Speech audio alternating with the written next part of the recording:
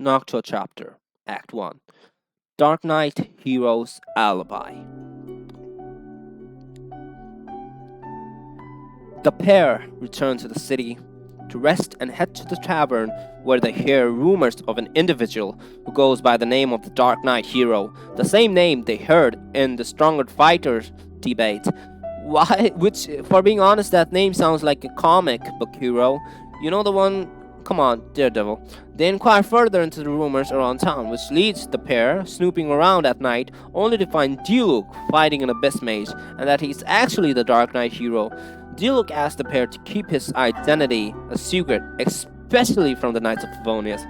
The Knights appear shortly after and need the traveler's help regarding a threatening letter that is addressed to the Dark Knight Hero, written by the Abyss Order. However, there are ciphers in the letter, and because of that, Moses is illegible. The pair tells Diluc of the letter, but he already knew due to his little bird.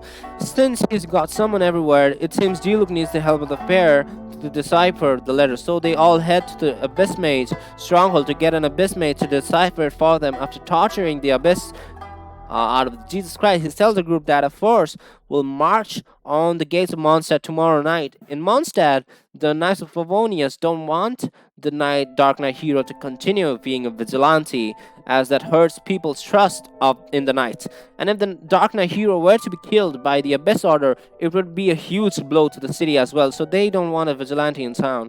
But they also need to take the letter seriously. Kay appears and tells the Knight that he has a hunch that the Dark Knight Hero is actually Diluc, so he needs to keep an eye on him. The pair tells Diluc of Kaya's suspicions, and it appears that Diluc is aware of this due to them having a strained relationship for an unknown reason. Diluc hatches a diversion plan though, and with the help of the pair, he pulls it off, and is now prepared for the Abyss Mages coming to town. There you are, says Diluc. Dealing with you will be the easy part.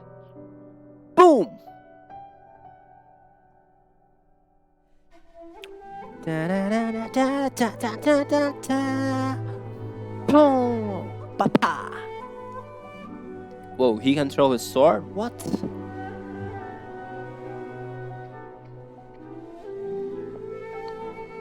That's badass. Well, he is the first 5-star, so. So the group returned to the tavern, and Pierce, Kaya knew of their every action, but had decided to keep it all secret. Diluc thanks the pair for their assistance and promises that he will always be there to help them in the future as he continues to live his life as a rich winery owner while living his nightlife as the Dark Knight Hero. You know, just like that one superhero. Read. The next chapter. Tales of Winter. While in the Mondstadt Cathedral, the pair notices a Fatui man watching them from behind.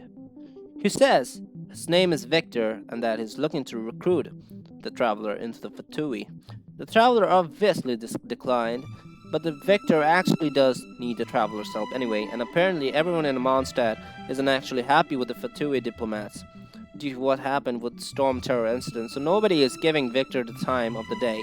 It seems that he just wants to go home to Snezhnaya, but is still tasked with staying in Mondstadt for some reason.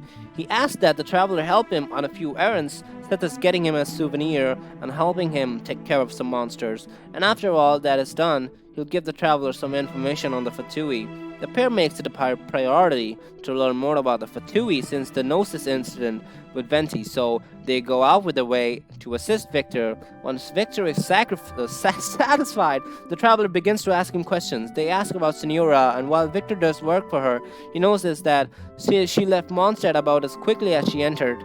Victor says the Fatui Harbingers are the 11th strongest members of the Fatui, and they have to be made a harbinger by the Sarissa, the Cryo Archon, who's viewed as even more than a god to the Fatui for some reason. He says he heard the name of another 11 harbinger.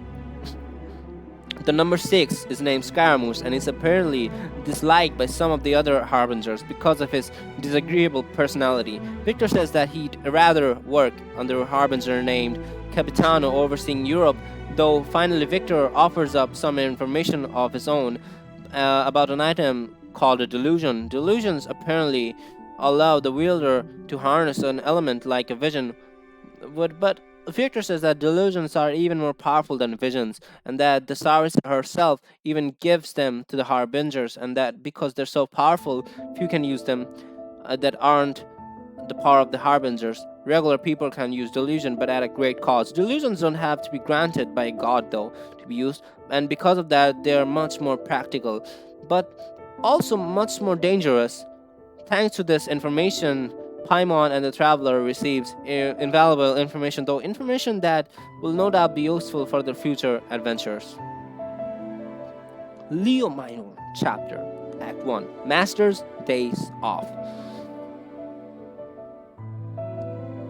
A few days pass of the pair doing commissions and odd jobs for townspeople for money, known as Mora, for the trip to Lue, but the pair received many requests specifically meant for Jean, including alcohol taxes and even a missing cat, so they go and inform her of them.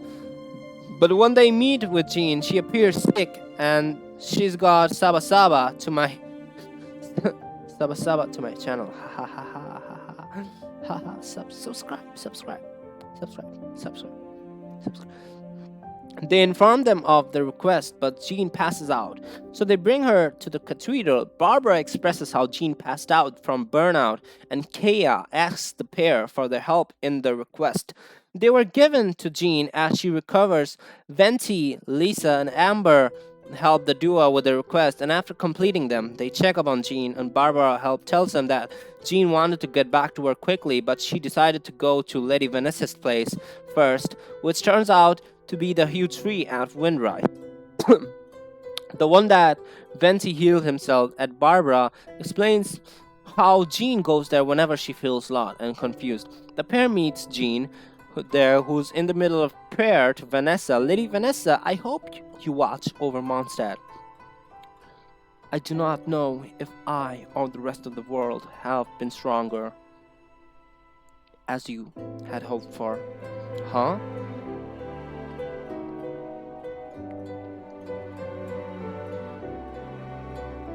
As the Leonfang Knight, she courageously overthrew the oppressive ruling aristocracy of a time. Then she founded the Knights of Favonius. Wow, she talks that fast? What? She's that quick with the talking? Okay, Jean explains the Lanfang Knight title are passed down to each Knight of Favonius. Suddenly, an Abyss Mage appears and attacks Jean, believing her to ultimately still stick, but the Traveler scares it off. Jean is clearly... Okay, this script is too long. Yeah, right. I'm losing my mind, but the trio follow after the Abyss Mage. After finishing off the mage, they run to Mondstadt, where they are informed by a get guard that Jean is needed to Angel share, so they head there thinking it's over, but it's a surprise. Amber, Kaya, Barbara, Lisa, Diluc, and Venti wanted to hold this party for Jean as a thank you party for all that she's done. They completed all the tasks meant for her in order for her to be able to get a drink. Venti asked for whiskey. You know, he was in the Archon War, right? So he's Barbados, drinking god.